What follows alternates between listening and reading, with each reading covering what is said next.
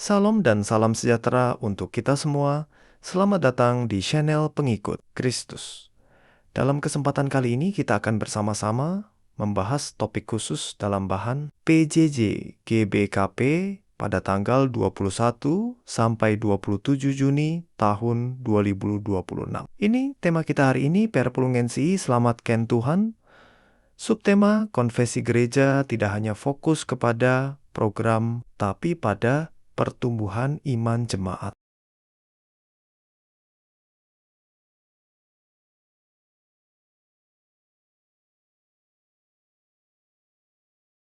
Bapak, Ibu, Saudara yang terkasih di dalam Kristus Tuhan, pernahkah kita tahu apa sebenarnya tujuan hidup kita sebagai orang Kristen?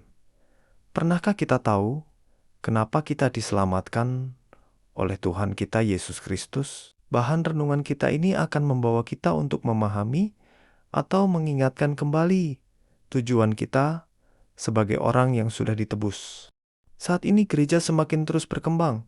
Gereja semakin memiliki banyak program. Tentu ini adalah hal yang baik, tapi sudahkah kita yakin bahwa program yang ada ini membawa keselamatan bagi orang-orang yang di dalamnya atau malah membawa semakin jauh dari Tuhan? Kisah Para Rasul 2 ayat 43-47 adalah potret klasik tentang kehidupan jemaat Kristen pertama di Yerusalem. Untuk memahami ayat-ayat ini secara mendalam, kita perlu melihat gambaran besarnya melalui 3 lensa konteks. Konteks historis sejarah, konteks literatur teks sebelum dan sesudahnya, dan konteks sosial budaya. Peristiwa ini terjadi di Yerusalem sekitar tahun 30 Masehi, tepat setelah hari Pentakosta. Ledakan jumlah jemaat sebelum hari Pentakosta, pengikut Yesus hanya berjumlah sekitar 120 orang. Kisah Para Rasul 1 ayat 15. Namun, setelah khotbah Petrus yang penuh kuasa, sekitar 3.000 orang memberi diri dibaptis dalam satu hari. Kisah Para Rasul 2 ayat 41. Tantangan logistik. Bayangkan sebuah komunitas kecil yang tiba-tiba kedatangan ribuan anggota baru. Banyak dari mereka adalah peziarah Yahudi dari berbagai negara yang datang ke Yerusalem untuk merayakan Pentakosta. Setelah menjadi percaya kepada Yesus, banyak yang memutuskan untuk tinggal lebih lama di Yerusalem demi belajar dari para rasul. Mereka membutuhkan makanan, tempat tinggal, dan dukungan moral. Ayat 43 sampai 47 tidak berdiri sendiri. Bagian ini merupakan kesimpulan ikhtisar dari rangkaian peristiwa besar yang terjadi sebelumnya di bab yang sama. Kisah Para Rasul 2 ayat 41 sampai 47 seringkali dijadikan cetak biru blueprint bagi gereja modern. Menariknya, jika kita membedah teks ini secara kritis, gereja mula-mula tidak dimulai dengan menyusun bagan organisasi, anggaran belanja, atau kalender program tahunan. Mereka memulai dari esensi, yaitu transformasi hati oleh Roh Kudus yang berdampak pada gaya hidup. Ketika teks ini dikaitkan dengan kritik terhadap gereja modern yang seringkali terjebak dalam kesibukan program, Kisah Para Rasul 2 ayat 43-47 memberikan refleksi yang sangat tajam. Mari kita lihat bagaimana struktur pertumbuhan jemaat mula-mula bergeser dari sekadar aktivitas menjadi pertumbuhan iman yang organik.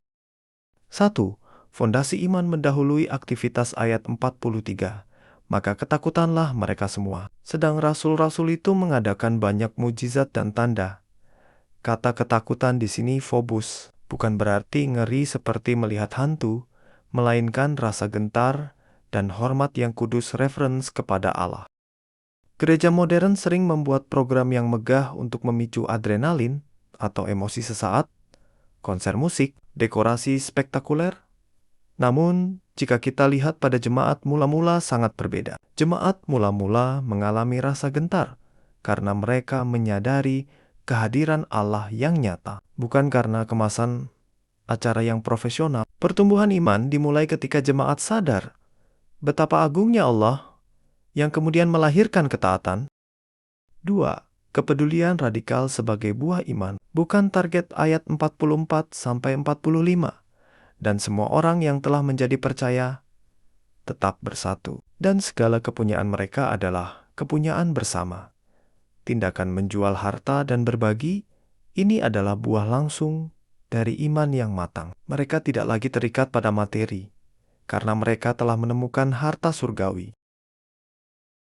Kritik program hari ini. Program diakonia bantuan sosial seringkali dilakukan hanya sebagai agenda rutin tahunan, pencitraan gereja, atau sekadar memenuhi target program kerja. Koreksi teks, bagi jemaat mula-mula, berbagi bukanlah program kerja divisi sosial, melainkan gaya hidup yang spontan. Iman mereka bertumbuh sampai pada titik di mana mereka melihat kebutuhan saudaranya sebagai tanggung jawab pribadinya. 3. Konsistensi di luar panggung komunitas ayat 46. Dengan bertekun dan dengan sehati mereka berkumpul tiap-tiap hari dalam bait Allah. Mereka memecahkan roti di rumah masing-masing secara bergilir. Perhatikan kontras tempatnya. Bait Allah ibadah besar atau formal dan rumah masing-masing persekutuan kecil atau informal. Kritik program banyak gereja terjebak pada sindrom hari Minggu. Iman jemaat diukur dari seberapa penuh kursi gereja atau seberapa banyak mereka terlibat sebagai panitia acara besar. Setelah program selesai, jemaat kembali ke kehidupan sekuler tanpa perubahan karakter. Koreksi teks.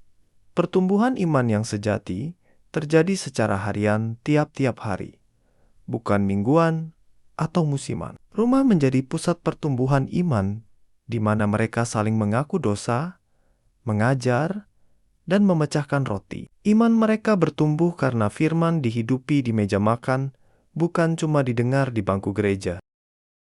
Kesimpulan, Kisah Para Rasul 2 ayat 43-47 mengingatkan kita bahwa program adalah sarana, bukan tujuan. Gereja bisa saja memiliki 100 program setahun, namun jika jemaatnya tetap hidup dalam kepahitan, pelit, egois, dan tidak mengalami Kristus secara pribadi, maka gereja tersebut gagal dalam tugas utamanya.